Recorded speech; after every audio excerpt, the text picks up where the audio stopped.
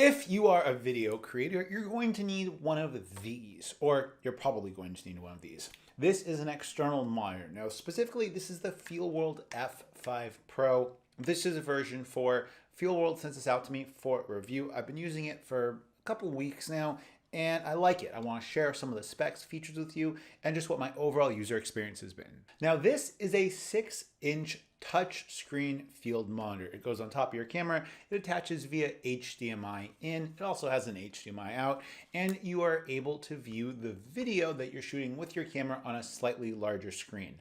This model specifically has 500 nits of brightness, so it's going to be totally fine to see during like golden hour. Middle of the day though, you're probably going to want a monitor hood. Luckily, when you get this in their kit, it comes with a little plastic kind of Velcro monitor hood situation, and that works fine. Or you can get a monitor cage like I'm using right now on the monitor I'm using to view myself, which is from Nitsy, and I'll leave a link to it in the description down below for you guys.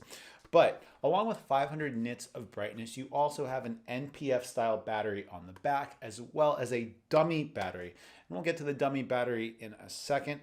Using the dummy battery is awesome because it allows you to do things like hook up a video transmitter. This is the Axoon CineView HE, kind of your basic HDMI video transmitter.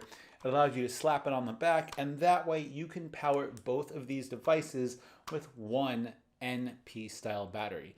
And it makes it really, really nice if you need to make something like a director's monitor or a monitor for someone pulling focus, because you could just attach your focus wheel to the side on a cage.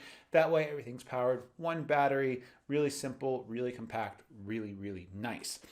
When using the dummy battery on the back though, you will notice that there are specific instructions on this little sticker about how to readjust the position of the dummy battery. I had no idea of this for the first 2.5 weeks that I owned it, and I found that the antennas from my video transmitter were kind of bumping up against my NP battery that I was using on the back. Didn't really work out, and then I read the manual and realized I could change it. This monitor has a bunch of video assist features. So if you're shooting log, or if you're shooting any other kind of color profile that you're going to change after the fact, it's really important to use some of the video monitoring tools like waveform, false color. My favorite is false color personally, because it makes exposing for skin tones really, really easy. Even though this is a touch screen, you can enable and disable that touch screen functionality. So let's say you're shooting in the snow or rain, although I wouldn't think that this is that weatherproof. But if you're in climates where you have to use gloves, let's say, and you can't really touch the screen, you do have a full suite of buttons right on top. Now, with the buttons on top, you have an F1 and an F2, and those are kind of like custom modes that you can set up and use on this, so that if you want a couple different tools on F1, you want a couple other tools on F2, it makes it really easy to switch back and forth. I think this would be perfect for something like false color on one, and then the other one being like focus peaking.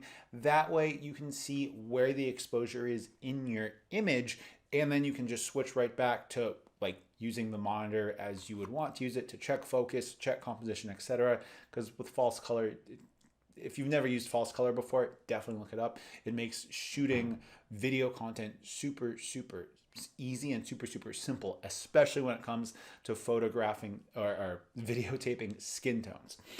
Talking about input and output on this monitor, we have a headphone jack on the bottom along with a USB Type-C port for power delivery. The monitor I'm using right now, for the longest time, I was just powering it off USB battery packs, because in Vietnam, camera gear is kind of harder to come by.